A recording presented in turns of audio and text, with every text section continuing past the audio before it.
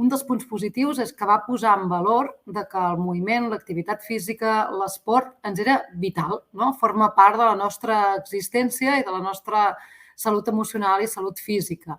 Ho vam veure, no?, en molts vídeos com la gent incorporava, no?, en el confinament aquesta activitat física, com n'érem de conscients que ho necessitàvem, però després era la incògnita de n'hem sigut coneixedors, però serà com aquells desitjos de cap d'any, no?, que quan ens mengem els raïms fem un decàleg de bons propòsits i a vegades no, són efímers, i sembla que no, que ha arribat per quedar-se, no? Hi ha moltes ganes de gaudir del moviment, de l'esport, sobretot de l'activitat també a l'aire lliure, i a més ara ja les dades ens ho confirmen, no? Hi havia una mica aquesta incògnita, què passaria quan començaria la temporada 21-22, si les llicències, l'adhesió, la tornada al món de l'esport, potser no, més endreçat a nivell d'esport federat i esport escolar, què passaria? I les dades ens diuen que hem retornat, no, al nivell de llicències del 2019 i fins i tot ho hem superat, no? Per tant, d'alguna manera, aquesta necessitat vital pel moviment i aquesta estimació al món de l'esport crec que ha vingut, no?, i multiplicada en aquest inici de temporada. Com a societat, com a ciutadania, tenim integrat un ADN esportiu. El tant per cent de pràctica esportiva és molt elevat. Si sumem una mica les llicències d'esport federat més les llicències d'esport escolar, ens anem al voltant d'1.200.000 llicències. Això només en aquest àmbit, diguéssim, que una mica més endreçat. Si aquí suméssim tota aquella gent que participa d'una cursa popular, l'activitat del cap de setmana és anar a esquiar, anar en bicicleta, participar d'activitats diverses del món de l'activitat física, jo crec que dona mostra que a Catalunya som diferents i que a Catalunya tenim insertat aquest ADN esportiu que dèiem. A partir d'aquí crec que hem d'evolucionar, no?, i anar incorporant diferents pautes per millorar aquesta qualitat. Hi ha una frase que crec que ho resumeix molt bé, no? L'esport femení en general, anava a dir català, però crec que és a nivell mundial, que aquí no som diferents. Hi ha una frase que diu que allò que no és anomenat no existeix. Jo en aquest cas, en el món de l'esport, no? Jo crec que allò que no és anomenat sembla que no existeix. I crec que és el que ha passat durant molt de temps amb l'esport femení.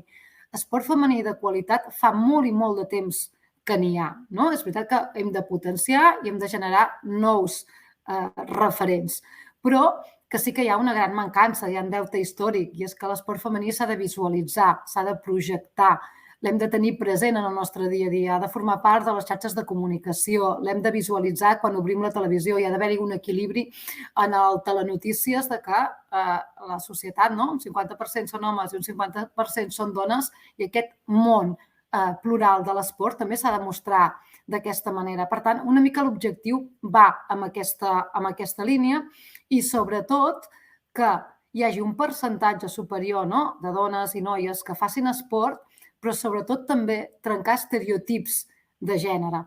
No pot ser, no?, que probablement si miréssim la participació femenina, no?, pot superar el 50% de participació, però si mirem en quins esports, bàsicament, no, si miréssim probablement patinatge, natació sincronitzada, gimnàstica artística, serien els esports que sembla que han sigut aquells en què les dones, no, hi hem tingut una més gran participació, no? Parlaríem de que en aquests esports a vegades es supera la participació femenina del 95%.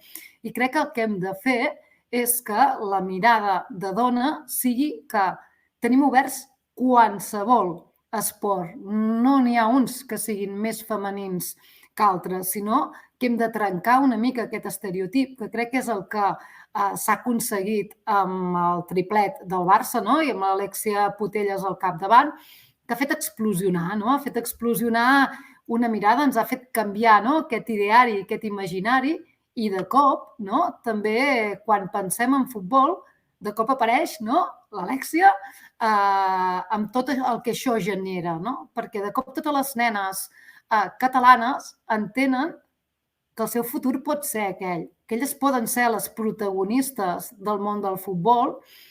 Per tant, quan és una realitat, tu pots somiar que et pots assemblar a algú. Jo crec que és aquest el gran repte, no?, generar tots aquests referents femenins. crec que la resposta que hi ha hagut, no, en el moment que es van posar les entrades a la venda, és de impactar en el món mediàtic. Jo una pregunta que m'agrada fer-me molt sovint, de si els últims 4 anys els mitjans de comunicació no haguéssim sentit ni una vegada el nom d'en Messi, en Messi no seria allò que és ara, no? Per tant, entre tots hem de promocionar, hem de generar aquest imaginari. A més, és un esdeveniment col·lectiu, no? És un repte de, entre tots, anem a fer-ho, no? Anem a trencar aquest rècord d'un esdeveniment femení que trenqui aquell llindar, no?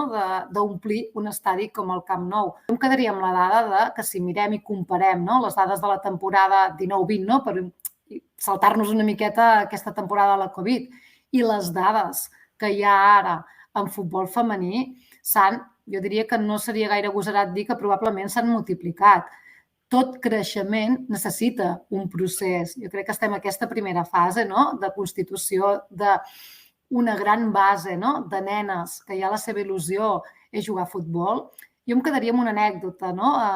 Vam presentar a principi d'aquesta temporada un equip femení per competir al Dakar, no? La pilot, la copilot, la mecànica, no? Tots els elements eren femenins, no? Obrint mirades, no? Que aquests esports també poden tenir mirada femenina. La copilot, la Margot, m'explicava, una noia jove, de 20 i pocs, no? I em deia, jo vaig començar a jugar a futbol i m'agradava molt, però quan acabava un entrenament, jo anava al vestidor, em canviava i sortia al carrer vestida de carrer, perquè si no, la incomoditat que jo vivia, no, conforme, mira, no, aquells adjectius que anaven associats, no, a una nena que jugava a futbol i que probablement no compartiríem, no?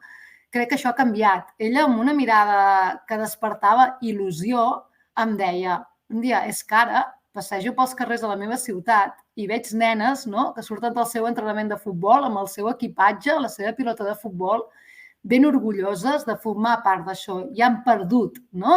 O per elles aquest estereotip que ens marcava la generació anterior ja no existeix.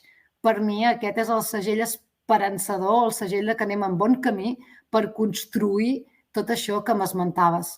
Crec que són temes que són de societat, vull dir que no els podem segmentar, al final no és un problema de l'esport, no? Sinó que és un problema al final conjunt, que aquí la manera de transformar-ho és que tots hi sumem el nostre granet de sorra, per un costat, no? Federació, institucions, clubs. Crec que cada vegada tots tenim més eines per intentar anticipar-nos, protocols de com detectar aquests assetjaments, no? Vies de mecanisme de quan les detectem, quins són els canals per intervenir ràpidament i corregir-ho, i després molta formació. Totes les federacions, des de la Secretaria General, no? Hi ha molts cursos, molta orientació, sobretot per saber i relacionar i anticipar-nos, no?, a aquesta mirada més àmplia, no? Anar construint aquests estereotips que a vegades tenim més incorporats del que ens sembla, perquè amb la suma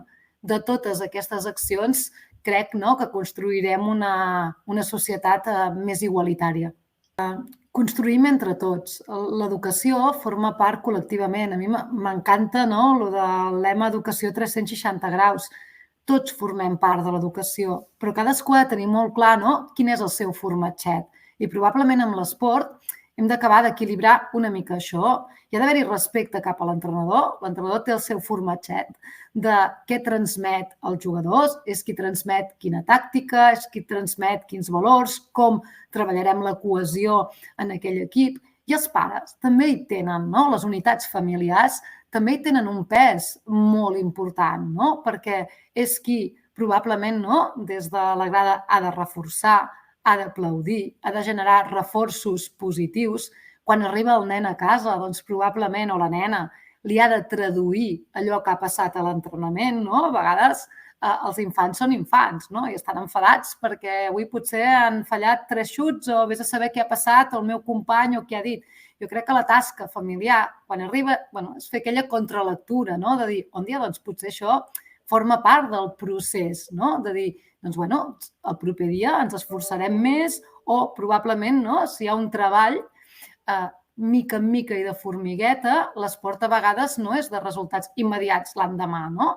tranquil, que si anem treballant amb aquesta línia, tard o d'hora aquests resultats hi seran. Per mi, el fet de prohibir no és mai una bona mesura, no? Probablement hi ha incidents durant el cap de setmana, però és el que us deia abans, es mobilitzen 1.200.000 esportistes. Crec que també ho hem de ponderar, no? Probablement els incidents que es pertoquen a un 10% de la grada, a un 15%, a un 60%. Jo crec que és un rang petit que hem de seguir-hi treballant, perquè al final tots formem part de la solució i tots som una eina educativa, però positivament, des d'una manera constructiva i de suma d'energies entre tots. Està aflorant o està havent-hi la comoditat de parlar de coses que abans no se'n parlava. No crec que sigui una realitat nouvinguda, no? Sinó una realitat que ja ha sigut sempre, però que probablement abans no hi havia la confiança d'exposar-ho. Per mi també hem de fer molta pedagogia en el sentit de que l'esport d'elit al final no és un camí de flors i roses, no? Moltes vegades expliquem només aquella part més interessant, no? Aquella part del glamour de l'esport d'elit, però a vegades no expliquem que va paral·lel, no? A molta feina, moltes hores d'entrenament, a lesions, a suor, alguna llàgrima, però probablement l'explosió d'adrenalina, de sensacions bones després quan arriben els resultats, és una combinació de les dues coses, no? I crec que hem de posar una mica en valor això. Per mi, l'esport d'elit ha sigut una experiència única, no? Hi ha un moment que el que reps i treballes en aquest sentit, en el moment que acabes de guanyar una final, que puges al pòdium, que ho has fet a partir del treball amb la teva gent, del que has construït treballant molts mesos per arribar a aquell moment, aquella sensació d'eufòria i de satisfacció global és molt i molt potent, però va de la mà d'un camí que s'han de treballar moltes coses. Per tant, probablement hem d'incorporar que sota els paràmetres, igual també en els cursos de formació, tots sortim molt ben preparats amb tècnica, amb tàctica, però és probable que aquí també hàgim de nodrir aquesta formació de recursos en l'àmbit de la psicologia de l'esport, perquè els nostres esportistes, al final, acabin amb una motxilla carregada de moltes eines, tan específiques de l'esport com de gestionar moltes altres coses que ens envolten, com gestionar la tensió, com gestionar l'ansietat, com gestionar un moment que les coses vagin enrere o un moment de lesió, però que no és només inherent en el món de l'esport. Són eines que a mi, al final, m'han generat un pòsit perquè després quan afrontis qualsevol altra etapa vital, en el món empresarial, en el món de tirar endavant una carrera, són eines que et fan més forta. I crec que al final és la unió de totes aquestes coses i l'esport en si és una eina que té totes aquestes pinzellades per treballar a favor de la salut emocional.